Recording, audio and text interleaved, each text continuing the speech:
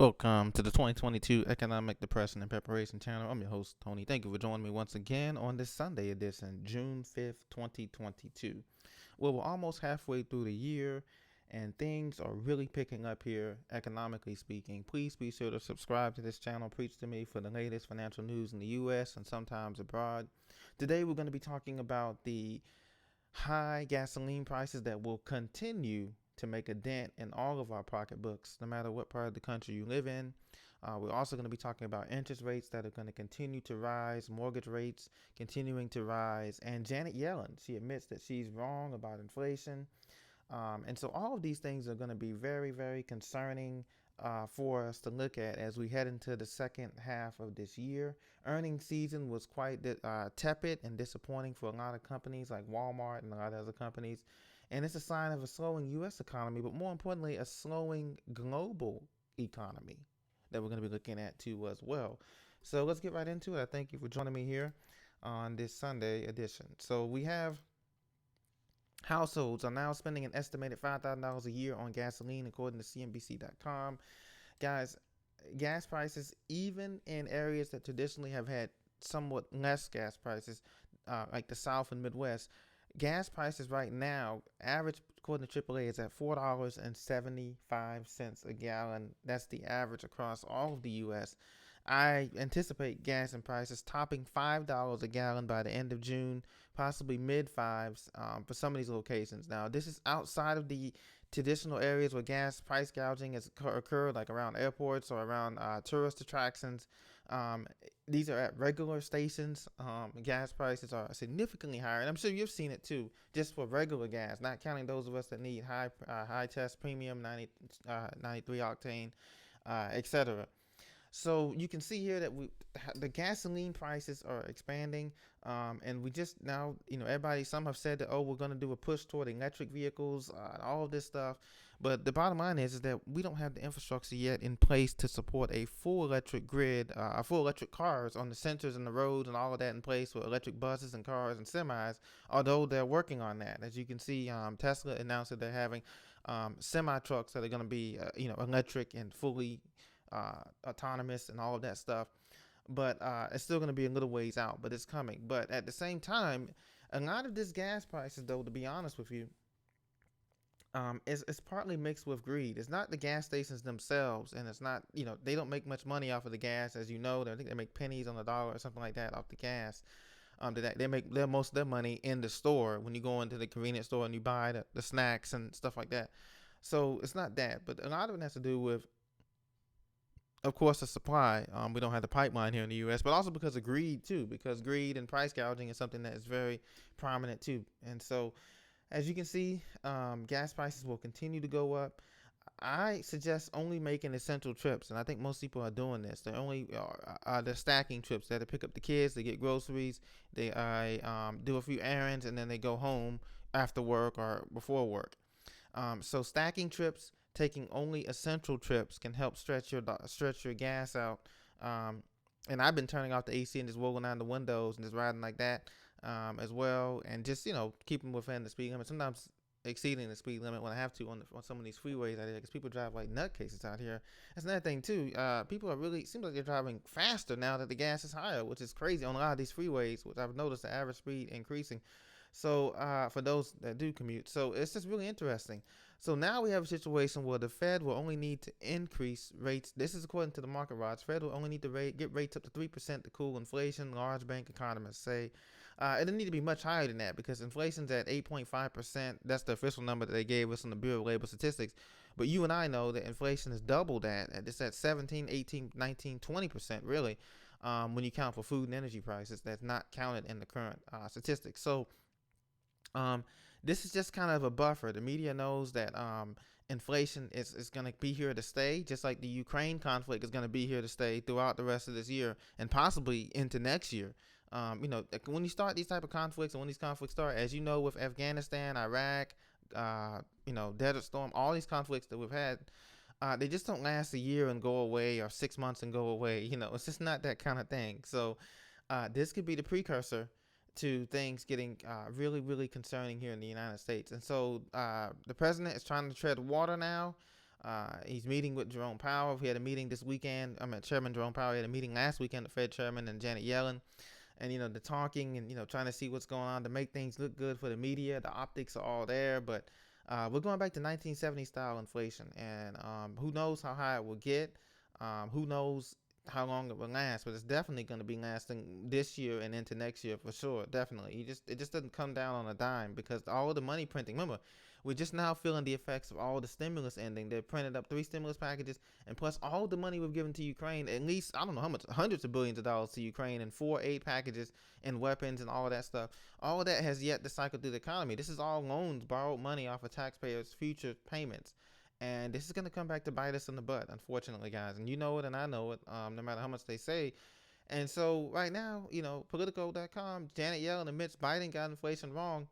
I was traveling last weekend on the plane, and met a lady who was 94 years old, and she was still traveling. Bless her heart. She said her husband passed away, World War II era, couple.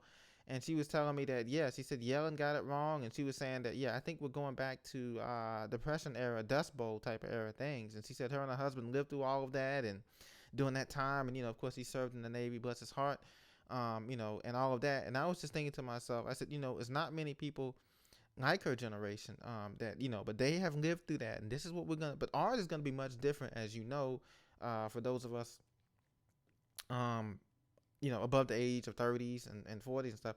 This is going to be a different type of depression because, we've consumed so much that we have a national debt above 30 trillion, and we don't have much production. All we have is a bunch of consumption in America, and in the UK and other Europe and other Western countries, and things of that nature. So this was going to make this one a little bit different. There is no rescue plan. The only rescue plan is to print money, and that's exactly what Venezuela did. Venezuela went in and they printed money. They printed money, and then till it was worth nothing. And eventually, this is what the dollar is going to come to. And so Janet Yellen, she said that Biden got it wrong. She admitted that she was incorrect in her 2021 remarks on inflation. She says, "quote I think I was wrong then about the path inflation would take." She told CNN's Will Blitzer this week after he showed clips of her calling the problem small and manageable. So she then continued, quote, and I quote, "There have been unanticipated and large shocks to the economy." And that's the problem. There is going to be these black swan events, whether intentionally curated or unintentionally curated, that we have yet to see this year. And that's what's going to mess things up completely. So they boosted energy and food prices, supply bottlenecks that affected our economy badly. I didn't at the time, didn't fully understand, but now we recognize now. So today, this week, as it may be baby formula shortage, quote unquote, that's in the media and the news. Next week, it may be a toilet paper shortage, or, you can't get, peanuts or food. But that's why I say it's important to have a plan. And another thing, too, is we have to heed the warnings that this economy is showing us. Point in case, in Miami, as you know, in South Florida, they had that little storm. It wasn't even a tropical storm. It was like more of a rainstorm. But, Miami is at or below sea level. And once again, anything over 3 inches or 4 inches of rain that you get is going to flood the city. Sure enough, people didn't heed the warnings. They're out there driving around in puddles of rain and everything, and their cars stalled out. Many people had to be rescued. So we have to heed the warnings of this economy. The stock market is not the economy. As you can see, spending has to be curtailed by households. It has to start with us, and then it has to go up to local, state, and federal governments. Unfortunately, we can't stop spending right now because everything has gone up tremendously besides our salaries, or whether you online business or offline business. Still, the money, there's only so much money to be made. The M1, the M2, they talk about, the economists talk about the money supply. There's only so much money out there circulating to be made, whether you're an independent contractor, or, a worker, government worker, state worker, a contractor, whatever.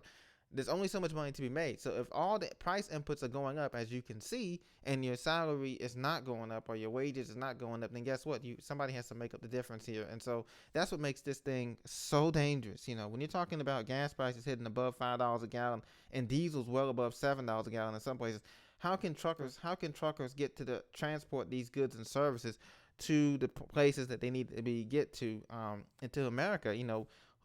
Where are we going to get the manufacturing? And everybody says, well, we raised the minimum wage to $15 an hour in these cities and everything.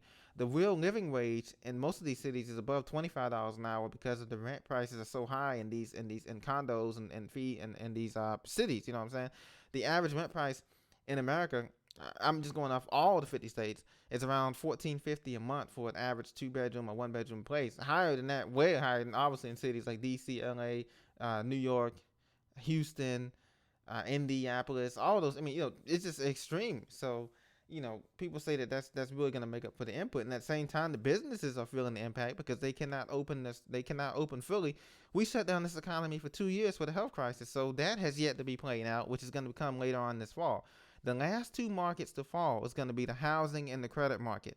And when I mean the credit market, you know what I mean? The ability to get loans on small businesses, for cars, equipment, personal property, all that kind of stuff. So those are going to be the last two things to fall, which is good news in a way that it's kind of buying us time, and it's buying us time, all of us, to get ready in terms of just not having food, water, security, and preps like that, but it's buying us time mentally and spiritually to get ready for seeing things that we may not have seen before. Not just the mass shootings and all that's been going on, but we're going to see more homeless. We're going to see more people agitated at the airports, the malls, the schools.